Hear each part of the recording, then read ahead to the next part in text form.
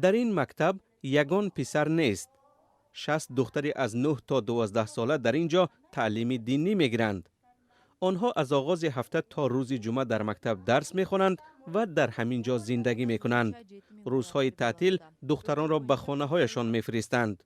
مؤسسان مکتب تابستانه میگویند که هدف اساسی آموزش اسلام عنعنوی به کودکان است. ما جوانان را به نیکوکاری دعوت میکنیم و از راهی بد میگردانیم. به کودکان باید تعلیم دینی داده شود. افراد زیادی هستند که فرزندان خود را به والدانشان سپرده نگاهبین نمیکنند.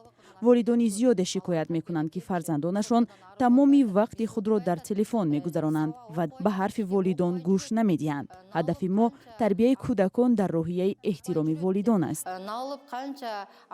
در دوام 15 روز تحصیل و زندگی در مکتب تابستانه به دختران سوره های قرآن را و قاعده های طهارت و نماز را می آموزانند. این بینای 3 آشیانه است. ما حالا در آشیانه دویم قرار داریم که در اینجا 3 صنف میخواند. این صنف یکی ب است. آنها الفبای عربی را میآموزند. برای خواندن قرآن آماده میشوند. انا این گروه را ما گروه یکم با آموزش جدی مینامیم. ما از صفر شروع کردیم.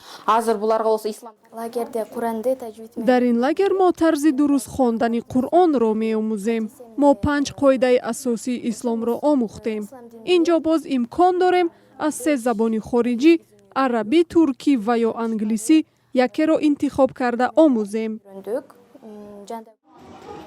این مؤسسه را کمیسیون دولتی عاید به دین همچون سازمان ثبت نام کرده است، اما برای فعالیت آن چون لاگر اجازتنامه ندارد.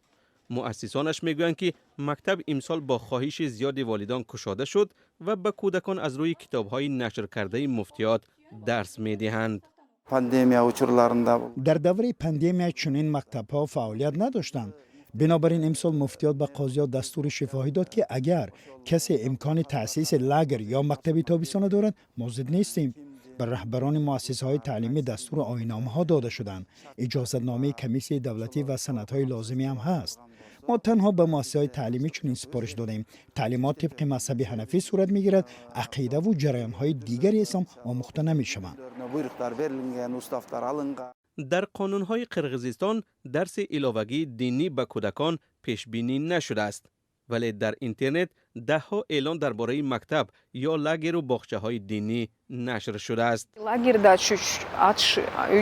از تأسیس لاگر باید حتما حکومت محلی آگاه کرده شوند. همچنین کاری آن باید به طلبات بهداری جوابگو باشد. آنها باید برنامه تعلیمی خود را بر ریاست معارف پیشنهاد کنند.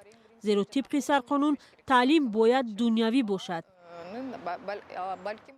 بعضی از معلمان از فعالیت مکتب‌های تابستانه دینی خوشنود نیستند. خوانندگان حرف آموزگار را چون واقعیت قبول می کنند. این تهدید هم وجود دارد که اگر معلم اصرار کند که حتما باید نماز خواند و حجاب پوشید، کودک این را حتمی قبول کرده از روی آن عمل خواهد کرد. امسال وزارت معارف 750 لاگر یا فراغتگاه نزد مکتبی را تأسیس داده است که 7000 کودک را فرا میگیرند.